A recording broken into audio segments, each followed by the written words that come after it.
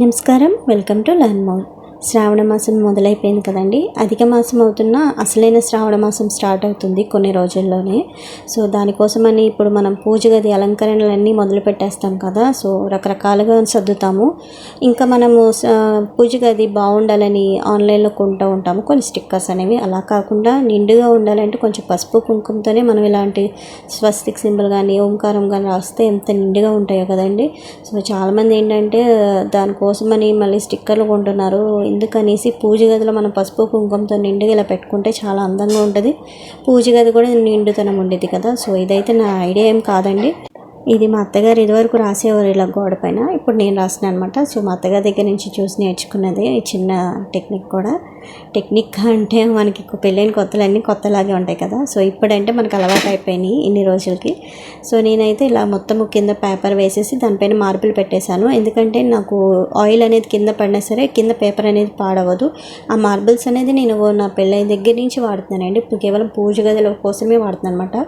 So ఇదివరకు ఏంటంటే ఇలా నార్మల్ చెక్క మీద నేను చిన్న దేవుని ప్రతిమలు అవి పెట్టుకునేదాన్ని. ఇప్పుడు ఏంటంటే దాన్ని కొంచెము ఇప్పుడు కొలన్ ఆర్ట్ అనేది కొంచెము ట్రెండింగ్ అవుతుంది కదా. దానికోసం మళ్ళీ స్టిక్కర్స్ అలాంటివి బయట కొనడము, చిన్న చిన్న పీటలు కూడా కొనడం ఎందుకని నేను వాడే చిన్న చెక్క ముక్కని దాన్నే కొంచెం ఇలా పెయింట్ వేసి, ఇదివరకు నేను బ్యాక్ సైడ్ మొత్తము గోడకి బ్యాక్గ్రౌండ్ బ్యాక్ సైడ్ మొత్తం వేసాను కదా. సో అదే పెయింట్ ఉంటే దాని దగ్గర వేసి దాని మీద నేను నాకు వచ్చిన ముగ్గులని అలంకరించుకుంటున్నాను. మనకి చూడడానికి చాలా నిండుగా ఉంటుంది.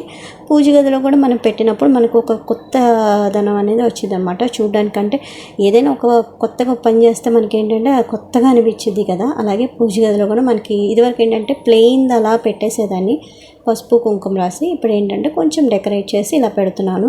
దానివల్ల కొంచెం అందంగా ఉండిద్దని దీనిపైన చిన్న అమ్మవారి ప్రతిమలు ఉంటాయి కదా అవి పెడతాను అనమాట, చిన్న చిన్నవి. సో బాబా విగ్రహం కానీ అలాంటివన్నీ దీని మీద పెట్టడానికని నేను ఇలాగ అలంకరిస్తున్నాను. సో మళ్ళీ మనం పీట అలాంటిది కొనుక్కునే పని లేదు. మన ఇంట్లో పూజ గదిలో పడే చిన్న చెక్క ముక్క కానీ లేకపోతే మనం ఏదైనా మార్బుల్ లాంటిది పెట్టుకున్నా సరే దాన్నైనా మనం ఇలా అలంకరించుకోవచ్చు. సో లేకపోతే మార్బుల్ పైన అంటుకోదు కాబట్టి పెయింట్ మనకి ఈ కలర్ అనేది బయట పేపర్ అలాంటిది దొరికింది కదా, వాల్ పేపర్ లాంటిది, అదైనా తీసుకొని పెట్టుకోవచ్చు అనమాట. సో ఇదైతే నేను ఇదిగో ఇలా పెట్టేసి దీనిపైన ఈ చెక్క ముక్క అనేది పెడుతున్నాను అనమాట. నెక్స్ట్ ఇవి వచ్చి ఫ్లవర్ హ్యాంగర్స్ అండి. ఇవి మనకి తెలుసు కదా, కొంచెం చామంతి పూలు బంతి పూలులా ఉంటాయి. దానికి ఏంటంటే ఆల్రెడీ మా ఇంట్లో మొన్న తీసుకొచ్చాను. ఇలాంటి చిన్న చిన్న గంట షేప్లో వస్తాయి అనమాట. సో అవనేది చివరిని కట్ చేసి హ్యాంగ్ చేశాను అనమాట. సో పూజ గది మొత్తము పెట్టేశాక ఇలా ఉందనమాట. సో ఇక్కడ నేను మా ఇంట్లో పూజ గది చాలా చిన్నది కాబట్టి చిన్నగా నేను సర్దుకున్నాను. సో పెద్దగా ఏమీ పెట్టలేదు. తర్వాత పూజా సామాగ్రి అనేది నేను ఎలా ఆర్గనైజ్ చేశాను అనేది మీకు చిన్న చిన్న టిప్స్తో చూపిస్తాను. ఇవైతే మనకి అగరబత్తులు, తర్వాత ధూప్ స్టిక్స్ అనేవి ఆ బాక్సెస్ అనేవి ఎక్కువైపోతాయండి, స్పేస్ ఎక్కువ పెట్టేసింది. దాని బదులు అన్నీ ఒకే డబ్బాలో ఇలాంటి కొంచెం భారైన బాక్స్లో పెట్టేసుకున్నామంటే అన్నీ ఒకే దగ్గర ఉంటాయి అనమాట. సో ఈ బాక్సెస్ అనేవి ఇప్పటికీ కాదండి, గత నేను 5-6 ఇయర్స్గా వాడుతున్నాను అవే బాక్సెస్ అనమాట. సో ఇదివరకు అందులో పసుపు కుంకుమ లాంటివి రకరకాలు పెట్టేదాన్ని.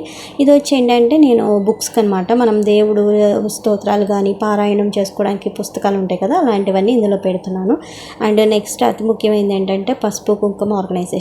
చాలామంది రకరకాలుగా ఆర్గనైజ్ చేస్తారు. సో నేనైతే అంటే అన్ని రకాలుగా తీసుకోలేదు. నా దగ్గర ఏవైతే నేను మెయిన్గా రెగ్యులర్గా వాడతానో అవి తీసుకున్నాను అనమాట. సో పసుపు కుంకుమ, తర్వాత చిట్టి గాజులని, తర్వాత వెండి పువ్వులు, ఇవన్నీ ఒకే దాంట్లో పెట్టుకున్నాను అనమాట. సో నాకు శుక్రవారం పూట కానీ ఇలాగా చేయడానికి ఇవేంటంటే కొద్ది తీసుకున్నాను. మిగతావి ఎక్కువ ప్యాకెట్స్ అనేవి లోపల పెట్టేస్తాను అనమాట. ఇవి అయిపోయాక అవి తీసుకుంటాను. సాంబ్రాణి పొడి అనేది నేను విడిగా ఒక బాక్స్లో పెట్టుకొని లోపల పెట్టేసుకున్నాను. సో తర్వాత ఇవన్నమాట వత్తులు అనేవి చాలామంది ఏంటంటే ప్యాకెట్స్లో అలా ఉంచుతాము. అలా కాకుండా ఒక చిన్న డబ్బాలో పెట్టేసి దాన్ని మూత పెట్టేసామంటే సపరేట్గా, అంటే పసుపు కుంకుమతో పాటు కాకుండా ఇలా సపరేట్గా పెట్టేస్తే మనకి హడావిడి లేకుండా ఉండిద్ది, ఎక్కువ డబ్బాలు అవ్వవు. తర్వాత ఇవి వచ్చి ప్రసాదానికి అనమాట.